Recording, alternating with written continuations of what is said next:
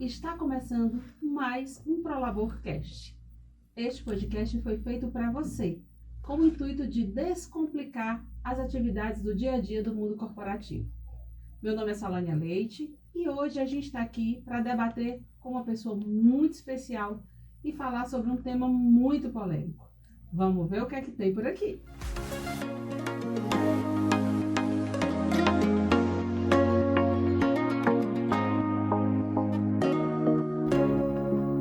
Olá pessoal, o assunto de hoje é o poder diretivo do empregador. E para falar sobre o assunto com vocês, nós vamos receber o nosso amigo, advogado Alisson Castro, que veio aí para tirar algumas dúvidas que são bastante referentes ao assunto, esclarecer um pouco sobre essa situação. Bem-vindo, Alisson. Muito obrigado. Ter você aqui. Bem-vindo, Alisson. Sempre é uma grande satisfação retornar aqui à casa de vocês, né, pro Labor. E hoje a gente vai debater um tema bem polêmico e que traz aí muitas dúvidas na rotina do departamento pessoal. E eu tenho certeza que vai bater um papo super proveitoso sobre esse tema. Polêmico mesmo, viu? Isso. Porque até quando a gente escolheu o assunto, eu fiquei, meu Deus, o que é que vai rolar, né? Então, vamos aqui, Alisson, fala pra gente, pra todo mundo, assim, que a primeira dúvida que a gente vê esse nome tão bonito, né? O poder diretivo do empregador. O que é? Veja, o poder diretivo do empregador nada mais é do que a prerrogativa conferida à empresa, ao empresário, enfim, de dirigir aquelas atividades para atingir o lucro. Então, se eu como proprietário de empresa, eu como dono de um negócio, naturalmente eu tenho umas obrigações, que é pagar o salário dos empregados até o quinto dia útil do mês subsequente, se atentar a uma série de regras, mas também eu tenho minhas prerrogativas, né, de dirigir aquela prestação pessoal de serviços para que o objetivo da minha empresa seja alcançado. Então, de fato, eu consigo controlar as atividades do empregado, definir horários, definir metas, controlar, até mesmo fiscalizar aquela atividade desse trabalhador. Então, basicamente, esse é o conceito de poder diretivo do empregador. Esse poder diretivo, ele é exercido, Alisson, primeiro, só no caso, o empregador seria o dono da empresa, ou ele é também, assim, pode ser exercido por um gerente, por um diretor, por um coordenador, como é? É exercido por uma liderança ou só pelo empresário, a gente fala o empregador, né? Como você diz, é só por ele, não é passado para outra pessoa esse poder. Excelente pergunta. Veja, as pessoas que fazem, às vezes, do dono da empresa, ou seja, o diretor, o gerente, ele também naturalmente vai exercer esse poder diretivo. Então, por exemplo, eu sou diretor-geral de uma clínica, mas essa clínica pertence a um grupo de investimento. Então, não vão ser os investidores que vão estar naquele cotidiano ali da empresa, né? Vão ser os coordenadores, os gerentes gerais, e eles vão exercer esse poder diretivo sobre os outros empregados. Naturalmente, esses mesmos gerentes também estão sujeitos ao poder diretivo do dono da empresa, né, dos investidores. Essas regras, digamos assim, foram já pré-determinadas, não é isso? Isso é uma consequência lógica, natural do direito do trabalho. Porque, veja, o empregado, ele presta serviços e tem aquela expectativa de que vai receber o seu salário no mês subsequente, enfim. O empregador, como ele dirige a prestação pessoal de serviços, ele também tem uma proteção legal, uma prerrogativa da própria doutrina, da própria jurisprudência, da própria lógica do direito do trabalho, que é dirigir aquele trabalho. Ou seja, se eu não tiver um mínimo de poder sobre a atividade do meu empregado, eu não consigo atingir o lucro. Então, basicamente, o direito do trabalho dá essa prerrogativa para a empresa para que ela possa ali, de fato, organizar o seu ambiente de trabalho para que aquela empresa tenha sucesso. E assim, por que eu falei que é polêmica? Porque hoje a gente vive num mundo onde, assim, eu acho que a gente tem que deixar bem essa linha bem definida aqui, né, para quem está ouvindo a gente, porque, ao meu ver, eu não sei se é real, existe uma linha muito tênue entre o direito do empregador até onde é o assédio. Passou disso, Perfeito. Ele não tem mais direito. Passou, não sei nem se é assédio o nome, mas um abuso, é abusivo, né, aquela coisa. E assim, quando que o empregado pode recusar obedecer aquilo que o empregador tá falando? Ele tem que obedecer indistintamente, de qualquer jeito ou não? Perfeito, excelente pergunta. E essa confusão que a senhora elencou agora, ela é um pouco aumentada quando a gente analisa a própria CLT, que é um pouco confusa. O artigo 468 da CLT vai trazer o seguinte, olha, qualquer alteração no contrato de trabalho só vai ser válida se obedecer dois requisitos. Mútuo consentimento, ou seja, empregado e empregador têm que concordar, e o segundo requisito é que não exista nenhum prejuízo direto ou indireto para o empregado, ou seja, para aquele trabalhador. Então veja, o camarada que lê ali a CLT, rapaz, quer dizer, então, que se eu quiser mudar de horário de trabalho, eu tenho que concordar. Já que está aqui na CLT. Qualquer alteração no meu contrato de trabalho só vai ser válida se o empregado concordar, ou seja, se o empregado e o empregador concordar, ou ainda assim, quando não existe prejuízos diretos ou indiretos para o empregado. Esse artigo causa uma confusão muito grande, porque se você ler ao pé da letra, né, de fato, vai fazer com que o empregador, com que a empresa fique um pouco engessada. Olha, se eu quiser, por exemplo, definir o fardamento, eu tenho que custar meu empregado. Não é assim. Existe Imagina ali, uma empresa com 10 mil, 11 mil, né? imagine todo mundo concordando de forma genérica, assim, de forma unânime, não existe isso. Então, assim, o limite do exercício do poder diretivo, pela própria orientação de alguns julgados, de fato é a razoabilidade. Mas vejam, o poder diretivo é dividido em 3 pontos: de organização, controle e disciplina. Se, por exemplo, o empregado está sofrendo ali uma vigilância ostensiva, eu noto, eu reparo, e somente eu, enquanto empregado, estou tendo meus e-mails fiscalizados, estou recebendo ali cobrança excessiva, logicamente, tem-se aí uma possibilidade de assédio. O poder diretivo tem que ser exercido de forma equalitária. É tipo assim, como a gente vê o regimento interno, o manual de conduta ou a política da empresa, o poder diretivo ele é determinado nesse documento? Também, mas não se limita a isso. Não é porque, Contrato de trabalho? não é porque não existe um regulamento da empresa que eu não posso exercer um controle nas atividades do empregado. É uma lógica, é uma consequência natural do direito do trabalho. O que deve haver, no caso, é um processo que vale para todos. Né? Como Sim, o Alisson que tem que disse, ser... ele não pode fiscalizar o funcionário A, um exemplo na saída do trabalho, uma fiscalização que a gente vai ver aí mais à frente que é permitida, mas ele não pode fazer com um e não fazer com o outro. Tem que ser um processo definido dentro da empresa, não algo exclusivo para aquele funcionário. Isso, é por isso que é polêmico eu falar de poder diretivo, né? Que a gente está acostumado sempre o empregado estar naquela posição de, entre aspas, vantagem, de excesso de direitos. E assim, a gente é muito acostumado também o quê? Vamos supor, o empregado precisa que que o empregado chegue mais cedo. O horário dele era de 8 às 18. Mas assim, mudou alguma coisa na empresa? Não sei. Agora vamos fazer de 6 às 16. O empregado não pode fazer isso. E pode. Pode, né? Assim, Pode, sim. Agora eu vou te perguntar, que eu quero até que o Léo, acho que ele lembra de uma situação que a gente teve aqui, lógico que sem nomes, né, Léo? Mas se chega a ser um abuso ou é direito? Porque eu sei que tem até na lei, eu não sei o nome da lei, mas eu sei que tem um poder que, por exemplo, se a minha empresa tem várias filiais na mesma cidade, várias lojas, por exemplo, eu posso mudar o meu funcionário de posto de trabalho de um estabelecimento para outro, não é isso? Perfeito. Isso é permitido. Mas veja, tem que ter uma previsão do contrato de trabalho desse empregado para que a empresa tenha mais segurança. Mas... que existe uma previsão que ele pode trabalhar em mais de uma filial da empresa. Mas aí você falou uma coisa, que depende se não prejudicar o funcionário. Vamos lá. Eu tô aqui, a gente não faz isso não, tá? Só avisando, mas assim, eu tô aqui, aí o Léo trabalha aqui e ele me desagradou. E aí eu tenho uma filial lá, ele mora aqui, não teve lá um caso assim, aí transferiu a pessoa para longe de onde ela mora, bem longe mesmo, porque queria obrigar a pessoa a pedir demissão. Perfeito. Não teve um caso assim, tu lembra? Sim. Foi isso, né? Mais ou menos isso. Foi transferência de cidade, no caso aí, né? Aí foi de cidade? Foi. Pronto, então vamos lá. Mesmo que tenha no contrato, assim, quer dizer, tendo no contrato, como você disse, então esquece o contrato, não tem, né, vamos assim, a empresa tem esse direito? Pronto, aí tem que separar o joio do trigo aqui. Ó. Existe a mera possibilidade do empregado deixar de trabalhar no filial e vai trabalhar em outro bairro, por exemplo. Aqui é totalmente válido, é um mero exercício do poder diretivo do empregador, desde que, obviamente, não seja para fins de punição, né? Isso aí será apurado no caso concreto.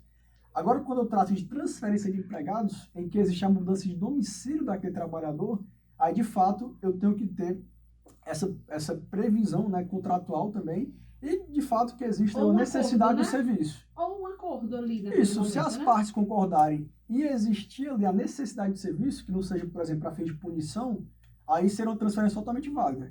Agora, nesse exemplo hipotético que a senhora trouxe, existe aí um intuito de punição. E não necessariamente uma necessidade da empresa. Aí, assim, essa transferência seria totalmente abusiva, caso fosse judicializada também. Ou se a empresa tiver a necessidade, mas pudesse mandar ou uma pessoa ou outra. mas escolheu aquela pessoa no intuito de punição. Isso Pronto. Se o intuito da dá empresa, pano para as mangas. de fato, vamos for dizer punir só. esse empregado, aí é um pouco polêmico. Mas porque veja, o mais difícil aí vai ser A provar. prova, né? prova. E assim, quando a gente fala de direito processual do trabalho, o ônus da prova incube a quem alega, né? Então, eu como empregado, se eu estou alegando uma perseguição, Tem que caberá a provar. mim provar isso. Isso. Então existe assim dois institutos diferentes, a verdade, pela pergunta da senhora, existem dois institutos. A primeira seria a mera prestação de serviço em outra sede da empresa. Isso aí é válido. É o mero exercício do poder diretivo do empregador. Agora, caso exista a transferência do empregado para uma outra filial, que vai implicar na mudança de domicílio do empregado, aí nós temos uma consequência totalmente diferente. Tem que ter previsão legal e tem que ter a real necessidade de serviço. Exatamente. Então vamos lá, vamos seguir, né, esses 3 pontos que você falou. Primeiro é a questão da organização, não é isso? Perfeito, é um poder diretivo de organização. Explica um pouquinho o que é isso. Não é mandar o funcionário, organiza aqui a mesa, não é isso não, é? Pronto, vamos lá. O que é isso? Eu, enquanto empresário, na medida que eu assumo os riscos daquela atividade econômica, caberá a mim direcionar como aquele trabalho será exercido. Então, veja, se eu decido que, por exemplo, toda segunda-feira vou ter reunião de 10 às 12 com o meu comercial, é um mero exercício do poder diretivo do empregador. Se eu decido que a minha empresa, no primeiro andar, tem que estar funcionando no setor de marketing, contabilidade e administrativo, e no segundo, quero que funcione ali no setor de vendas, por exemplo. É mais ou menos uma Tranquilamente. definição dos processos produtivos. Os processos internos, produtivos, enfim. Doutora, se eu quero, como eu sou funcionário aqui da contabilidade, sou amigo aqui de todo mundo, eu não quero trabalhar com aquele pessoal lá do marketing, que é tudo chato. Não. Caso a empresa queira, obviamente, ela tem esse poder de, inclusive, redirecionar os empregados para prestar serviço em outro setor. Não é porque você está naquele setor ali que você tem, entre aspas, um direito adquirido de permanecer. Então, essas alterações funcionais, essas alterações na própria estrutura da empresa, fardamento, também define fardamento, tudo isso é consequência do poder diretivo de organização do empregador. Me fala uma coisa, assim, é uma polêmica muito grande que a gente vê sobre fardamento, né? Que as pessoas dizem assim, a empresa só pode cobrar o fardamento se ela fornecer o fardamento.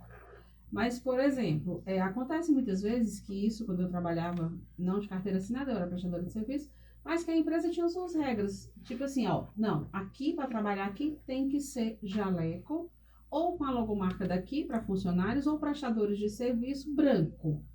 Se eu não tivesse, eu ia ter que adquirir. Ou então a empresa dava farda, e a blusa da farda, e dizia assim, gente, essa blusa tem que ser usada com calça jeans escura, ou calça jeans preta, ou um sapato assim, sapato assim.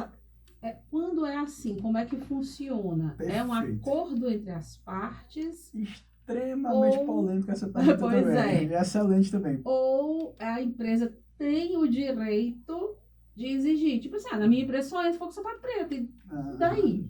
Pronto, é bem polêmica, e aqui a gente tem algumas situações práticas enfim. Existem algumas convenções coletivas de trabalho que trazem essa previsão. Esse, o fardamento, se for definido pela empresa, com maquiagem, enfim, algumas coisas mais específicas, deverão ser arcadas, então deverão ser proporcionais, enfim. A solução mais correta e mais segura seria a própria previsão da convenção coletiva de trabalho. Quando não existe, dá margem para abusos e também para abusos dos dois lados, na verdade, tanto do empregado quanto do empregador. Existem, por exemplo, alguns julgados para as companhias aéreas, que obrigam aquelas aeromoças, né, os aeromoços também, a se maquiarem, a ter um padrão de vestimenta, sapato, enfim. E já tem diversas condenações para que aquela empresa, para que aquela companhia aérea ressasse os prejuízos com maquiagem, com cabelo. E não acontece, né? Mas, assim, existem judicializações que condenam a companhia aérea a fazer esse pagamento. Ou seja, você não pode exigir um padrão máximo ali de beleza, de organização, Mas um mínimo sem fornecer, enfim, uma ajuda de custo aí para maquiagem, essas coisas. Mas uma coisa mínima, básica, que seja só o marketing pessoal, por exemplo, é possível. Veja, na minha concepção jurídica e levando em consideração assim, que as pessoas estão sendo razoáveis, sim. Eu não vou, por exemplo, obrigar que a minha empregada esteja em mega hair gigantesco, porque seria algo caro. Né? Seria algo caro. Mas se você exigir que seja de um padrão, né, razoável de organização, é plenamente aceitável. Mas aí nós temos outra polêmica também que é judicializada com certa frequência. Existem tipos de cabelo feminino. E algumas empresas exigem que, por exemplo, os cabelos estejam presos. Mas se você pega alguém com cabelo um pouco mais encaracolado, fica um pouco complicado, né? E assim, existem também condenações para empresas que querem exigir que aquela funcionária X, Y, Z esteja o tempo todo com o cabelo Não é preso. isso não, viu? Vou dizer aqui que vão me detonar porque eu vou dizer, Cuidado. vão falar aí. Cuidado Mas- com o que você vai dizer, pelo amor de Deus. É, muita mulher não quer prender o cabelo para não marcar a inteligente. Ah, entendi. É sim, é sim. Vão dizer aí, vão botar um comentário. Não, mas Muita mas não é polêmico quer porque também. marca. Eu paguei caro para estirar meus cabelos, eu não quero. E assim, tem estudos, tem fiscalizações do Ministério Público do Trabalho que proíbem essa prática. A verdade é essa. Que orientam, né, para as empresas não fazerem esse tipo de ação com as suas empregadas. Tá, não vamos. O que pode acontecer às vezes também é a atividade mais específica, né? É isso que eu ia falar agora, da Trabalha- saúde, por exemplo. essa né? Exemplo, Excelente. quem trabalha na área da saúde, por exemplo, né? Hum, Tem alguns pontos que já são previstos Sim, como sim. proibidos, né? perfeito. Até de Questão de higiene. brincos, muito, Isso. né, que não pode, né? Por Aí já é conta uma de que questão de aí já é vigilância sanitária. NR32, aí Isso. já é outra questão. Mas assim, é porque a gente estava falando da parte dos comissários, Sim, né? sim. Tava Uhum. falando muito dessa Sim. parte. Volta para calça jeans. Uhum. A história da calça jeans, que se pode pedir, se não pode. Se pode pedir para que não... Aquela história que eu disse, da blusa, é uma blusa da farda, mas diz, é a blusa da farda, mas aí eu quero que vocês venham com calça jeans escuro, sapato alto, sapato branco, sapato vermelho. Como é que funciona isso? Veja, novamente, não existe nenhuma previsão legal que vai dar um maior amparo, maior segurança para as empresas e para o próprio empregado. Mas, de fato, aqui o que deve ser o imperativo para chegar a uma resposta é a razoabilidade. Se, por exemplo, se a empresa obriga que todos os empregados usem preto, enfim, calça preta, sapato preto, mas se o empregado não for num dia específico ele vai ser demitido, por exemplo, aí seria um excesso de poder diretivo. Entendi. Agora, se Razoabilidade, existe né? aí umas orientações, né? Assim, olha, Sugestão, uma não foi hoje, mas plano. vai, para ficar todo mundo organizadinho, aí de fato não teria nenhum problema. E é Nesse lógico. caso, olha, só aproveitando que a gente está no mesmo assunto aí, no caso de a empresa ter esse padrão, certo? Um exemplo, um citou, ela dá só a blusa da farda e pede que vá de calça jeans e sapato preto, ok? E todo mundo vai, mas um funcionário não vai. A empresa deve seguir aquele processo de advertência e tudo, ela tem respaldo para dar uma advertência, por exemplo, nesse caso? Ou Bem, fica mais no campo aqui como você bem disse, do bom Razoabilidade. senso, né? É Razoabilidade. polêmico, vamos lá, é bem polêmico, porque em tese, como ele está desobedecendo a ordem da empresa, isso caracterizaria uma indisciplina. Uhum. Mas veja, será que essa indisciplina chega ao ponto de causar uma justa causa, né? De abalar toda aquela confiança da É, relação porque, de na verdade, emprego? Aí já depende também, como o Léo falou, da atividade. Vamos supor que as pessoas trabalham no atendimento. Aí insiste em desobedecer, e vem de um jeito. Aí complica também a padronização Eu da confesso empresa, que se né? eu fosse advogado dessa empresa, eu recomendaria comprar calça para esse rapaz. Vai Economizaria ser mais. mais barato. né? Economizaria mais, porque assim, em tese, se você analisar, por exemplo, se está previsto no regulamento da empresa, se ele reiteradas vezes pratica, porque ele quer mesmo aquela O birra, né? subordinação, como era birra, poderíamos aplicar a justa causa. Agora, eu confesso que seria um objeto assim de polêmica na justiça do Agora, é trabalho. lógico, né, que a gente está falando aqui, porque como a gente fala esse tema, a gente vai muito pro lado da lei, do direito. É lógico que a gente não quer que chegue a isso. Ninguém vai demitir o empregado por Não, conta e da é calça, óbvio né? que, como você disse, tem um ponto da razoabilidade de que a gente sempre fala de cultura organizacional e que a gente tem que trabalhar uma cultura onde a gente acabou de falar, empregados e empregadores estejam falando a mesma língua. Isso. Então é óbvio que se os dois lados estão com o mesmo propósito, com o mesmo objetivo, vão chegar a um objetivo comum. Né? É bom deixar bem claro aqui, assim, que a gente não está mandando todo mundo sair brigando, né? Mais por uma calça jeans. Então, assim, a gente fala do aspecto legal, mas sabendo que aqui mesmo a gente senta, conversa, resolve. Isso. E é muito comum hoje que se fala muito em dress code, e, né, que essa parte da... Tem muita empresa, principalmente essas startups, esse pessoal que você falou do marketing aí, que você disse que o pessoal do marketing é chato, não foi? Mas não é não. Eu sei, brincando. Mas assim, esse pessoal do marketing que hoje trabalha muito informal, trabalha de um jeito muito, muito à vontade, né? É bem, como eles dizem, bem descolado, né? A parte. E o advogado já não. Não precisa ninguém mandar um advogado botar um terno. Precisa, Leonardo Peixoto? Não, aí já vem gente com corpo, já Já tava me falando. Eu ouvi dizer que até quando chega nos últimos semestres de faculdade, o povo já vai assistir aula. Então, assim, é lógico. Estágio, né? Voltando aí para a organização, fala mais o que é esse ponto aí, Alisson. Pronto, então em resumo a organização é isso, né? Você de fato definir as regras do jogo na sua empresa. Olha, Sim.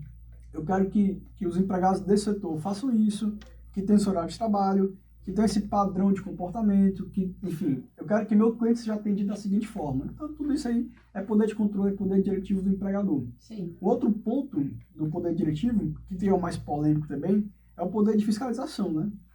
Que causa mais reboliço aí na doutrina, na jurisprudência, no departamento de recursos humanos, que é o poder que é conferido ao empregador, poder legal, de exercer uma fiscalização naquela atividade do empregado. Então, vejam, essa definição é importantíssima, na atividade do empregado. Sim. Não é sobre o empregado.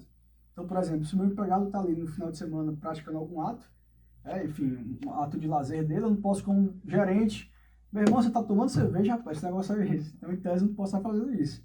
Agora, enquanto ele está sujeito ao poder diretivo, quando ele está prestando serviço para a empresa ou aguardando ordens, ou se ele estiver com a farda da empresa. Também é bem polêmico, mas em tese sim. Porque então, me disseram isso, por isso que eu te falei, né? Pronto, vamos lá. Se ele tiver com fardamento da empresa, enfim, numa festa, isso aí causa um dano à imagem da empresa. Então, obviamente, eu vou colocar um funcionário meu com a logomarca da Prolabor no forró, enchendo a cara e arrumando confusão. Seria, não, eu tô te falando que às vezes assim, aquele happy hour, sai da empresa ainda fardado, aí vai para um barzinho e lá...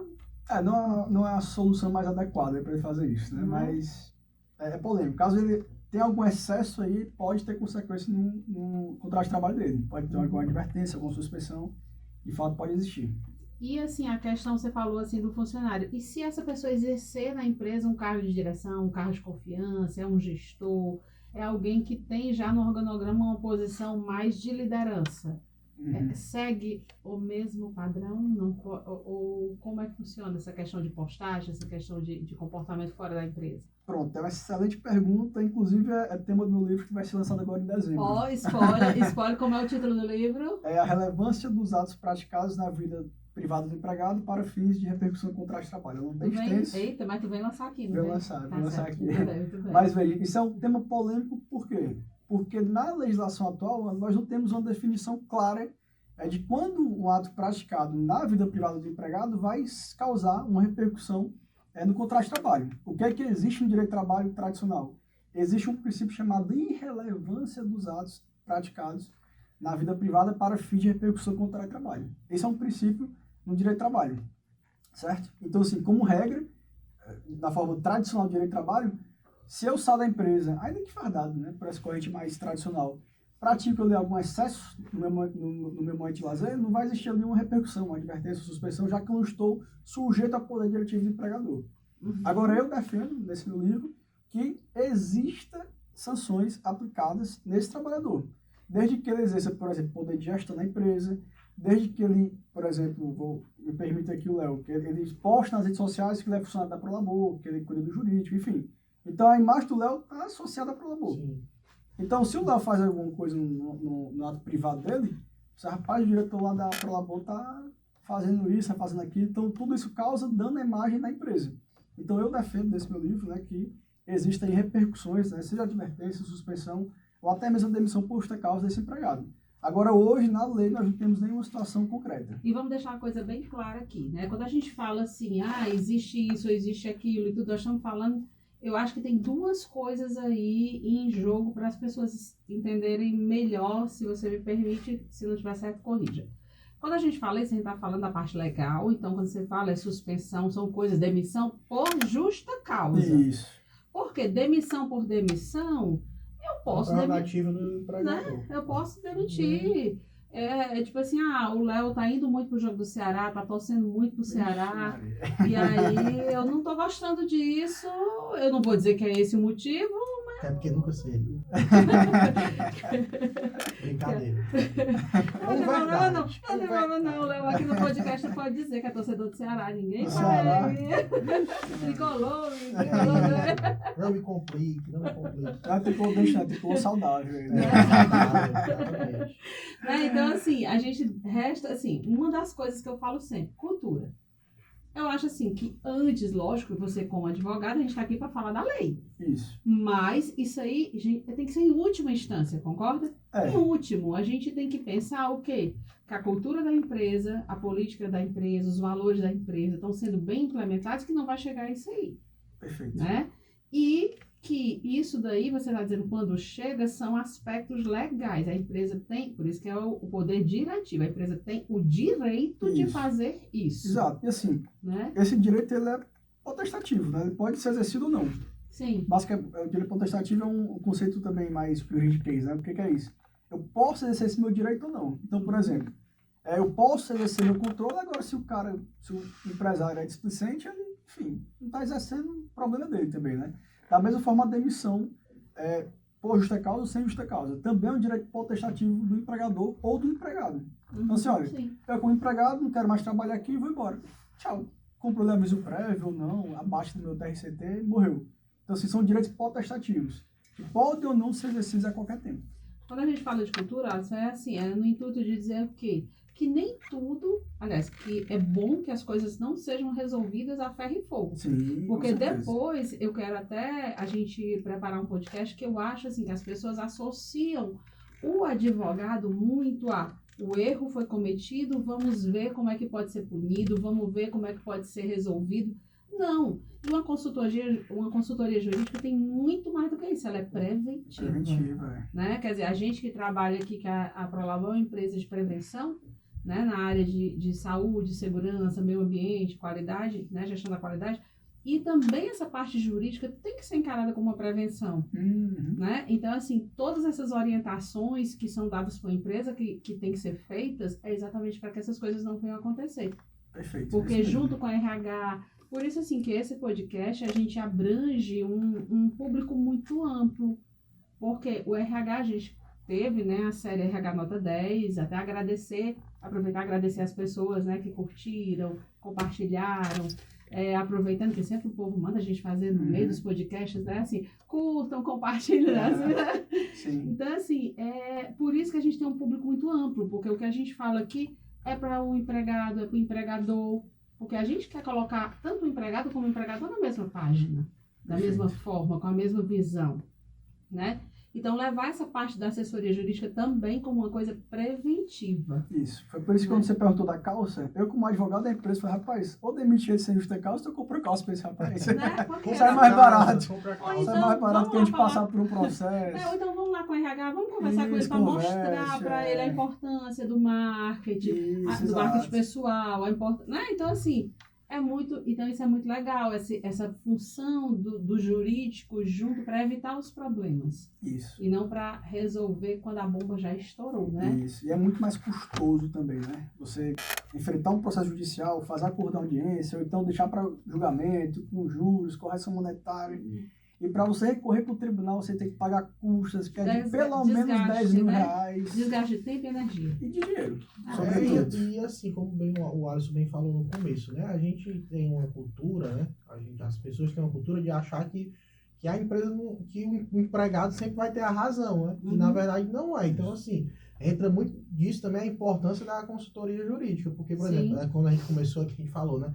Poder diretivo do empregador, o que é isso? Tem gente que nem sabe. Tem gente que acha que nem tem poder algum.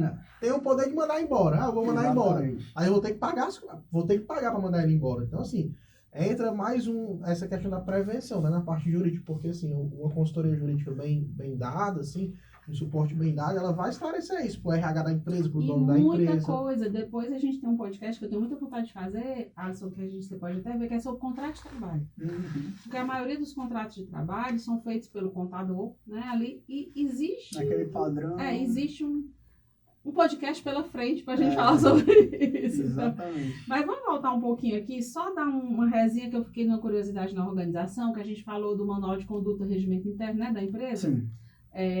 código de cultura, cada um chama de um Uhum. jeito. Vamos lá. O empregado, ele é obrigado a assinar?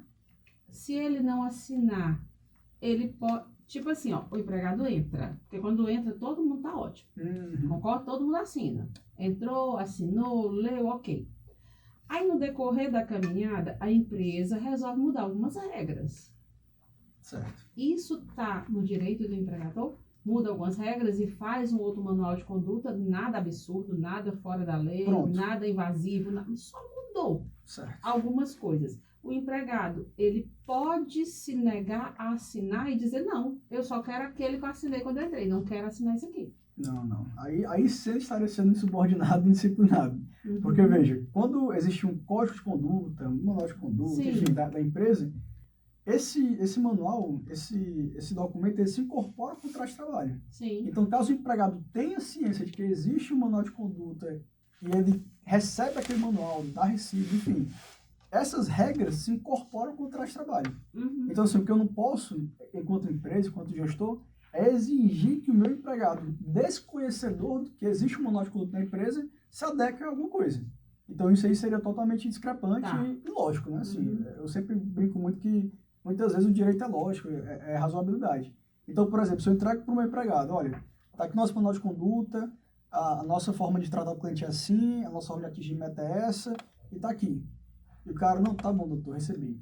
Ele não está agindo totalmente de forma contrária, obviamente, eu posso estar aplicando advertências, suspensões, enfim. Agora, o que eu não posso é exigir que o empregado meu, que sequer conhece aquele meu manual, ele venha a querer ser punido, né, por alguma ausência disso. E se Da ele mesma assinou, forma, quando ele assina, perfeito, né? E assinou, da ele não mesma tem como forma, dizer, quando né? eu faço alterações no manual de conduta, obviamente meus empregados têm que ter ciência disso. Sim, sim. Então, eles tendo ciência, estarão vinculados a esse manual de conduta. Até porque a gente está num processo de melhoria contínua, né? Então, se a Exato. empresa tem um Natural, manual né? de conduta de... A Prolabor foi fundada no ano 2000, né? Então, assim, se desde 2000 a gente tiver o mesmo... Quer dizer, no ano 2000, quando o computador era uma coisa... Não existe, tem que ser realmente atualizada, né? Exato. Pronto, passou da organização, voltamos, né? A parte da De controle, fiscalização. fiscalização. Pronto. E, Léo, a gente estava falando antes, né, da questão da revista, né, que tu estava falando, como é, fala aí o É que... um assunto bem polêmico também, né? Como a gente estava conversando antes, porque assim, tem uma diferença, né? Da revista íntima, né, para a revista que é mais geral, né, Alice? Isso. Você pode dizer assim, que tem, em alguns casos é permitida a revista, né? Dependendo do que ficar determinado na empresa, e em outros não. Né? E acho que você... É um assunto que muita gente pergunta, porque é uma realidade para muitos trabalhadores. Pessoal que trabalha na parte de produção, que trabalha em almoxarifado, em algumas empresas, né, dependendo do que está no estoque ali, o pessoal de estoque, eles sempre passam por essa revista, né? Então, assim, até que ponto essa revista é permitida, né? Até que Perfeito. ponto ela se torna abusiva? Perfeito, excelente pergunta. Aqui, novamente, tem que separar o joio do trigo. A gente tem que separar a revista íntima, que tem aquela conotação sexual, é você deixar aquela empregada seminu ou pelada e botar para dar 3 pulinhos, enfim. Isso aí é totalmente proibido pela lei, tá bom? Então, caso o empregado esteja sujeito a uma revista íntima, a presença de terceiros, sobretudo, isso aí é uma conduta abusiva. Então, não pode, é totalmente proibido pela legislação você fazer revista íntima em empregadas e empregados. Existe uma legislação que vai falar sobre empregadas. Olha, fica proibido a revista íntima empregadas. Não. Pela própria lógica constitucional, você estende essa proibição também para os homens. Então, homens e mulheres não podem estar sujeitos à revista íntima. Agora, a revista pessoal é permitida. Então, veja, a revista íntima deixa o empregado ali seminua, a empregada seminua, isso não pode. A revista pessoal é permitida. Agora, como todo direito, ela não pode ser exercida de forma desmedida. Então, eu posso, por exemplo, olha, hoje, sem nenhum motivo, eu quero que todos os meus empregados passem no detector de metal e abra suas bolsas, por exemplo. Sem olhar a função, sem olhar absolutamente nada. Então, isso é uma conduta abusiva. Agora, caso exista ali algum receio, né, um fundado receio de que aquele empregado esteja subtraindo valores da empresa, ou que trabalhe em um setor específico, né, que tenha ali valores, que tenha ali, enfim, preciosidades, o cara trabalha numa joalheria e em determinado momento ele está ali com um diamante muito pequeno que, eventualmente, por mais que tenha câmeras, o gestor está achando que ele está ali enfim, praticando alguma irregularidade, ele pode, né, gentilmente, de forma discreta, exigir que ele faça ali uma revista pessoal. Não é que ele vai apalpar aquele trabalhador, não, mas abrir a bolsa, né, enfim, a presença de terceiro, se for o caso, desde que não seja uma revista vexatória. Diz, olha, tal hora eu sei que não vai expor, né? Que não vai expor aquele trabalhador. Tem que ser feito com muita segurança. Nesse caso aí, Alisson, é indicado que a empresa, o empregador, no caso, né? Ele faça essa revista só ele, o funcionário, ou tem uma testemunha? Que a gente tem muito disso, né? Perfeito. Na minha concepção e na minha orientação alguém, jurídica, né? Eu teria um terceiro que Mas acompanhasse essa revista. Veja, eu estaria mais preocupado em proteger o empregador, de fato. Porque, por exemplo, se esse empregado eventualmente fala que sofreu algum tipo de assédio e tal, eu teria ali uma prova, né, de que ele não sofreu. Entendi. Tem um terceiro ali que vai testemunhar a favor dos dois. E o É, terceiro que tá ali pode pra ser, por atestar o exemplo, ato. se é o gestor, pode ser o gestor e RH. Isso, Não é chamar uma pessoa do seu mesmo setor, né? Vamos sim, dizer assim, que um colega deixe, de função. isso, que o deixe em uma Constrangido, situação... né? Exatamente. É, Não e além é isso, né? dessa revista pessoal, quando existe fundado o receio, também existe outra revista que é feita de forma mais comum e que a jurisprudência vem entendendo que não é abusiva, né? Aquela revista genérica. Então, assim, olha, todos os funcionários da minha empresa que entram e saem com bolsas, eu quero que no final do expediente abram rapidamente. E isso já vai ter ali. determinado nessa parte anterior, né, diretivo, que é da organização. Não, isso aí formalmente necessariamente, é um pode poder ser. diretivo de Estou fiscalização. dizendo no caso. que é nessa parte anterior. É bom que esteja descrito nos processos da Sim, empresa, por sim, exemplo, regimento né? interno, Sim, perfeito. sim, de Aí- acordo com a atividade, de Perfeito, acordo, né? Aí eu consigo blindar de fato 100% da empresa. Olha, os meus empregados que trabalham no setor de secretaria poderão estar sujeitos à revista genérica. Pronto. Estou totalmente seguro. Eu, enquanto empresa, estou totalmente seguro. Já que eu consigo fazer uma revista genérica, eu não estou ali sofrendo ou então colocando algum tipo de abuso para um empregado X, não. Olha, está no regimento interno, está todo mundo consciente e ainda assim uma revista genérica para todos os funcionários. Então, assim, só para a gente poder entender com bem clareza, né? No caso, assim, se um determinado dia sumiu o computador da empresa, certo? E aí não é procedimento da empresa fazer revista, certo? Não está no regimento, não tem nada. Mas o empregador, ele quer que antes de ir embora, todo mundo ali junto faça uma revista, abra as bolsas. Então, ele pode fazer isso. Pode. Né? Pode. Mas se dia não sumiu nada, tá tudo normal. Um dia comum, mas eu acordei estressado. Hoje eu vou fazer, eu quero fazer. Cheguei aqui, Eu vou procurar alguma coisa que eu não sei o todo que é, mundo né? aqui vai abrir a bolsa, sem Aham. motivo nenhum. Aí já seria uma outra situação, né? Perfeitamente. Assim, além do poder de você fiscalizar através de revistas, esse poder fiscalizatório, que decorre do poder diretivo do empregador, ele também permite que você instale câmeras na sua empresa. Era a minha próxima pergunta, a questão das câmeras. Então, né? assim, tudo isso vai... a revista, no caso, seria uma última opção, né? Assim, olha, as câmeras não pegaram, não consigo fazer uma averiguação interna, então vou ter que partir aqui para a revista pessoal dos meus empregados. Agora, caso a empresa tenha condições, né, de ter câmeras de segurança, detectores de metais, que é uma outra recomendação bastante interessante, naturalmente você vai por esses meios fiscalizatórios, né? Não, eu discordo do Léo num ponto. Não é discordo, né? Porque eu não deu opinião, só perguntou. Mas assim, essa questão vou complementar o teu questionamento. Acordei hoje de mau humor, vou fazer uma revista sem nenhum motivo. Mas se isso tiver lá nos processos da empresa, dizendo assim, que eventualmente pode ser feito uma revista, aí não tem problema. Se for genérica... Dependendo até da atividade da empresa também, entendeu? Assim, pode ser feita. Veja, se for genérica no setor específico, sim. Agora, não posso, por exemplo, enfim, eu acharia estranho obrigar que o rapaz almoxarifado, ou da limpeza, melhor dizendo, ali, de anseio limpeza, abra suas bolsas, sendo que ele não mexe com valores, Entendi. nem tem Fica condições parecendo de... perseguição ou uma coisa Ficaria mais... desnecessário, sabe? Desnecessário e arriscada. Você, enquanto advogado, assessor jurídico de empresa, você tem que também só pesar quais são as estratégias do cotidiano da empresa. Então, assim, eu não recomendaria que fosse uma fiscalização ampla e restrita para, inclusive, o pessoal da limpeza ou que algum outro prestador de serviço que eventualmente vai para a empresa. Seria desnecessário. E Arthur, voltando um pouquinho assim, só para essa questão do direito, né, da assessoria jurídica na área preventiva. Sempre quem faz os regimes internos, o Código de Cultura, o Manual de Conduta, seja lá que não for, são os diretores, né? E os RHs, certo? É interessante que esse documento seja validado por um advogado, der uma lida na sua consultoria jurídica? Com certeza, porque esse documento se incorpora ao contrato de trabalho. Eu estou te perguntando porque o nosso foi, entendeu? Pronto, perfeito, ainda bem. Porque, veja, se tem alguma previsão abusiva naquele manual de conduta, se incorpora ao contrato de trabalho. Então, agora fazer um pouquinho do advogado do outro lado, do advogado do reclamante. Se eu consigo ver que o manual de conduta da empresa é totalmente abusivo, que tem lá previsões totalmente ilegais, desrazoadas, eu consigo fundamentar alguns pedidos de dano moral, por exemplo. Se olha, o ambiente de trabalho é tão hostil que olha aqui o manual de conduta da empresa. Olha que absurdo.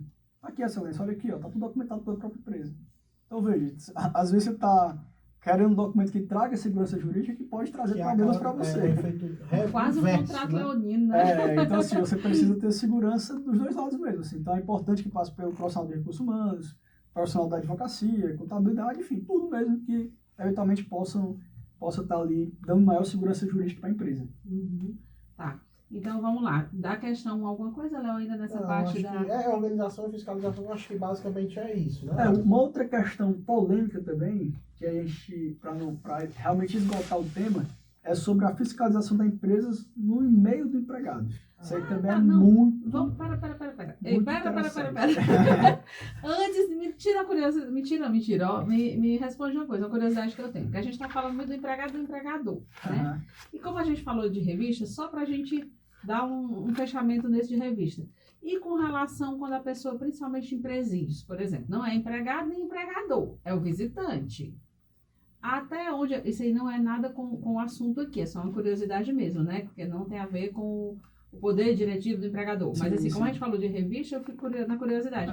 Até que ponto pode ser feita essa revista? Porque a gente sabe que é feito revista íntima e tudo. Como é isso, assim? Perfeito. Por essa mesma Só te aproveitando, não, viu? Pode aproveitar. Por essa mesma lei aí que eu falei agora há pouco, que proíbe a revista íntima, ela inclusive é expressa, só, inclusive nos entes da administração pública, direto, indireto, enfim, qualquer ente, qualquer empresa privada, empresa pública, qualquer prestador de serviço do Estado, qualquer ente federal, não pode existir essa fiscalização de cunho sexual, né? De você colocar aquele visitante, aquela visitante para tirar as roupas. Então, por essa legislação, isso não é permitido. Isso é novo? Essa lei, salvo engano, é 2016. É 2016 2017. Eu sei que era um pouquinho na discussão da reforma trabalhista. Então, a lei só são 2 artigos. A primeira é proibindo e a segunda é fixando a multa. Salvo engano, de R$20 mil. Então, assim, por essa legislação não é aplicada. Então, é por isso que existem aqueles escândalos, né? Hoje em dia, as unidades prisionais, as mais equipadas, têm esses escândalos que fazem, de fato, uma boa averiguação se existe ali algum tipo de elemento. Eu já passei por um escândalo desse quando eu fui como aluno, né, visitar uma unidade prisional. O advogado aí, não passa? Não, o advogado tem prerrogativa para passar tranquilo. É por isso que vez ou outra você vê alguém sendo preso aí com Deixa pra lá. Deixa, pula essa parte. Aí se tu corta. Essa tu corta. Essa marca de corta, né? Não, pode deixar, tô brincando. Então, assim, por essa legislação existe essa proibição. De fato, não pode mulheres e também homens, né, passar por essa revista sexual, revista íntima, de fato. Você ficar pelado, né, ficar sem roupas na frente daquele da gente. Então, pronto, agora a gente pode passar. Não, Perfeito. falando dos e-mails. Sobre e-mails.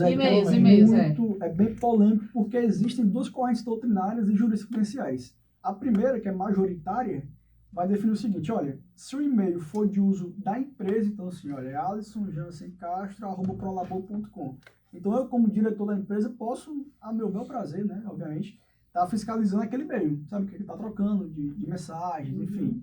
E aí, se, por exemplo, em uma dessas fiscalizações eu consigo ver que o meu empregado, no horário de trabalho, está praticando atos ali que ensejam uma falta grave, previsto no Fato 2 da CLT, eu posso aplicar uma justa causa. Então, veja, através do poder diretivo, eu estou fiscalizando o e-mail do empregado e descubro a minha falta grave dele. Então, eu posso estar aplicando justa causa dele, esse empregado. Só uma palhinha, assim, a gente está falando muito de justa causa, né? Gente, assistam o podcast da gente, que a gente já gravou. Eu não lembro qual é o número, se foi o 4 ou 5, eu não lembro, né? Isso. Mas que a gente falou sobre justa causa. Então, dá um pulinho lá nesse podcast de justa causa, que o Alisson explica vários, né? Inúmeros motivos sobre justa causa, que tá bem interessante mesmo. Dá uma olhadinha lá. Então, assim, Continuando. volta ao nosso assunto. Então, veja, eu consigo aqui, através do meu poder diretivo, fiscalizar o e-mail de empregado e lá eu descubro uma falta grave. Uhum. Então, eu posso aplicar uma punição a esse empregado. Aí, enfim, hoje não é mais frequente, mas já foi muito frequente. O empregado entra com a ação e fala, não, ó, meu e-mail aqui, ele invadiu, não pode, minha privacidade, blá, blá, blá. Aí o magistrado ia ver, não, o e-mail é da empresa, não é seu e-mail pessoal. Então, a empresa pode exercer esse poder de fiscalização no e-mail institucional da empresa. Não é o e-mail pessoal, não é o meu Facebook, né? Eu não estou hackeando as contas privadas do empregado, não. Eu estou olhando o e-mail que pertence à empresa. Então, se, por exemplo, é direção@ABC Empreendimentos. Pronto, é da direção, não é daquele empregado que ocupa aquele cargo de direção. Esse e-mail pode pertencer a um terceiro, futuramente, caso ele saia da empresa. Então, assim, o e-mail institucional, ele pode sim ser objeto de fiscalização da empresa. Agora, o e-mail pessoal não pode. Então, eu não posso, por exemplo, contratar um hacker para invadir as contas do meu empregado porque eu estou achando que ele está falando mal de mim, por exemplo. Isso aí seria totalmente desproporcional. Mas se por um acaso o colaborador, né, tá lá no seu e-mail pessoal, tá? E saiu, deixou, né? Esqueceu de desconectar e deixou.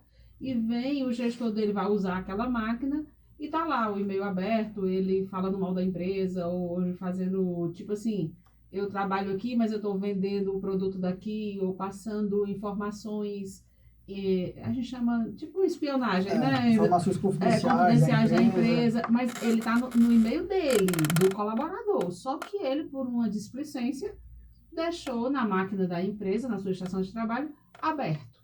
E o gestor viu. Isso pode ser usado porque, assim, a gente, até onde eu sei, uma situação ilegal, que seria o gestor ver o e-mail pessoal dele, não pode ser usada essa prova, ou pode? Excelentíssima pergunta. Tomara que isso não aconteça com ninguém.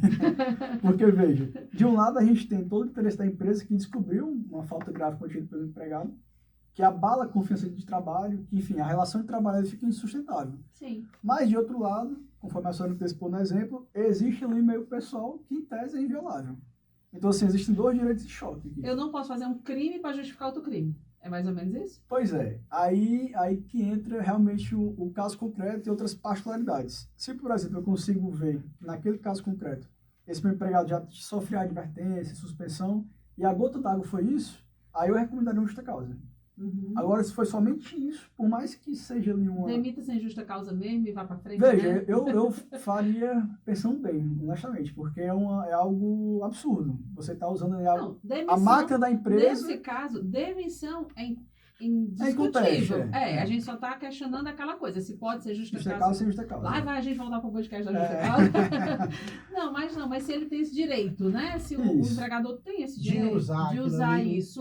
Eu confesso que seria objeto de processo com certeza, porque você teria uma tese muito boa que é a inviolabilidade daquele meio pessoal. Agora, e nunca ia conseguir provar que ele esqueceu ali. Depende, né? Se conseguir provar já é uma boa estratégia, assim. Mas é uma excelente pergunta. É melhor demitir e vida que segue, né? Mas eu faria isso com dó no coração, viu? Porque é algo pesado. Eu prefiro fazer por justa causa. Ah, tá. Não, pensei que era com dó no coração que tu não ia querer demitir. Não, eu queria demitir por justa causa. O advogado ruim, né? Não, justo, né? Digamos assim. Mas, enfim. Então, vamos lá. Encerramos, então, essa questão da fiscalização, né?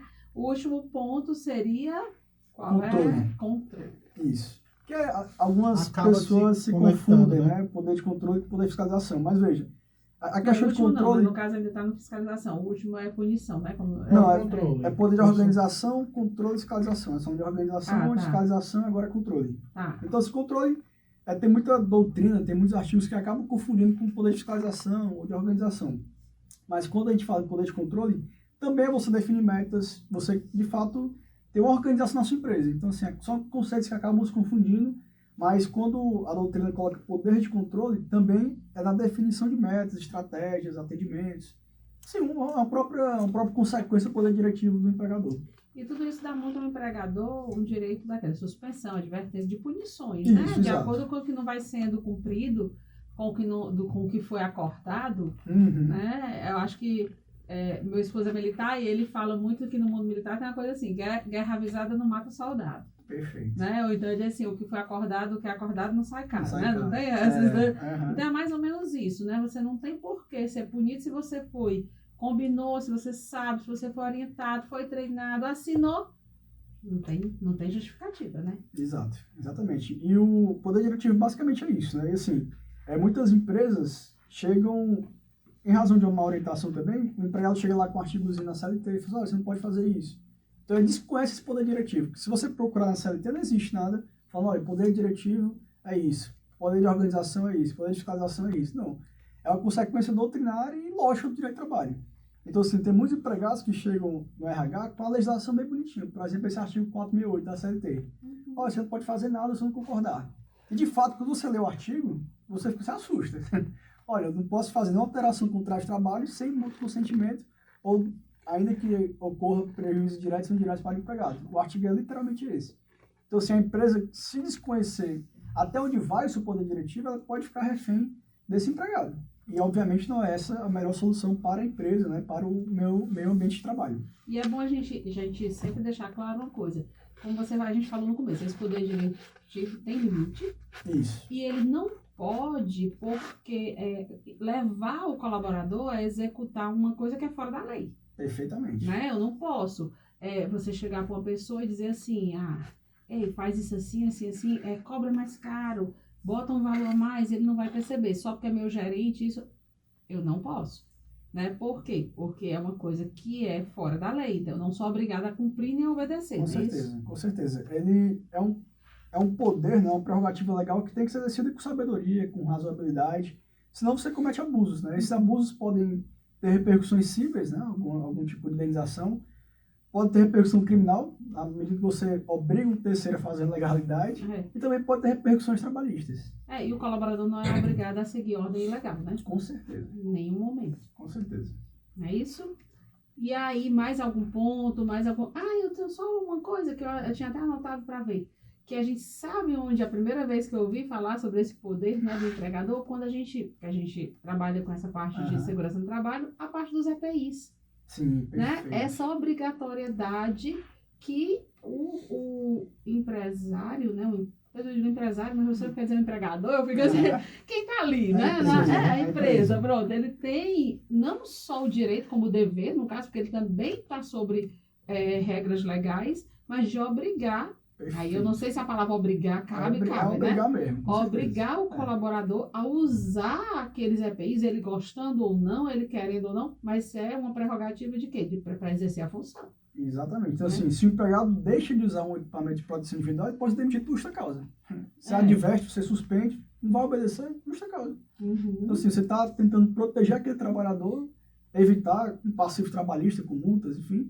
E até porque isso aí quem paga é o empregador, né? Com certeza. Todo passivo trabalhista, multa, tudo quem paga é o empregador. Exato. Se existe uma fiscalização do Ministério Público do Trabalho na empresa que ele repara que aquele cara está sem EPI, a empresa vai sofrer ali uma advertência, né?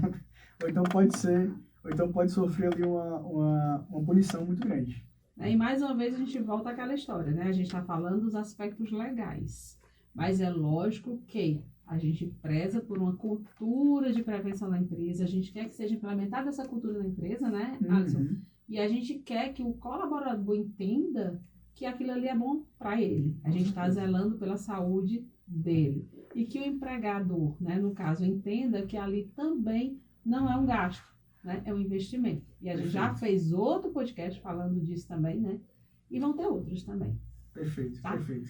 Mais alguma coisa aí, Léo? Alguma coisa? Foi suficiente, né? Agradecer o Alisson pela presença mais uma vez.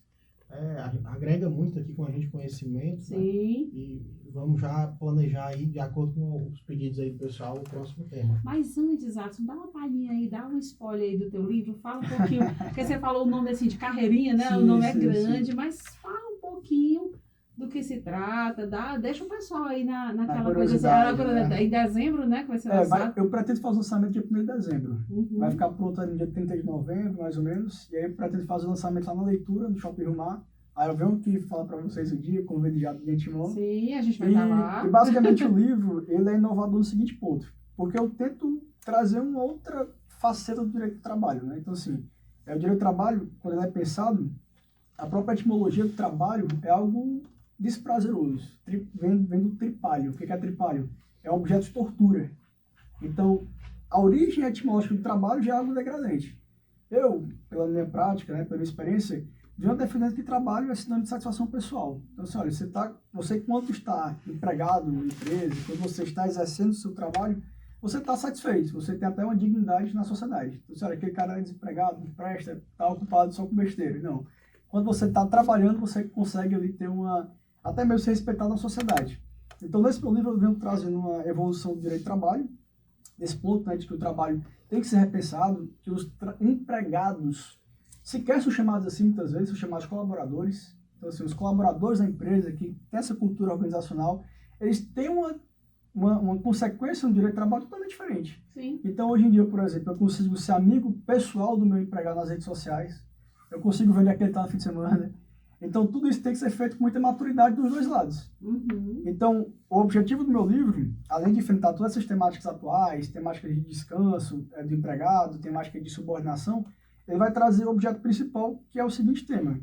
Eu defendo que alguns empregados, quando praticam algum excesso no momento de lazer, eles podem ser advertidos, suspensos ou demitidos por justa causa.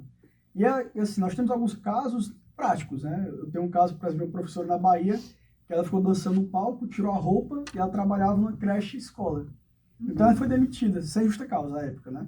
Eu tenho um caso, por exemplo, de empregados que estavam na Copa Mundial da Copa do Mundo da Rússia, em 2018, que pegaram ali uma russa para falar palavras de baixo calão, para repetir palavras de cunho sexual.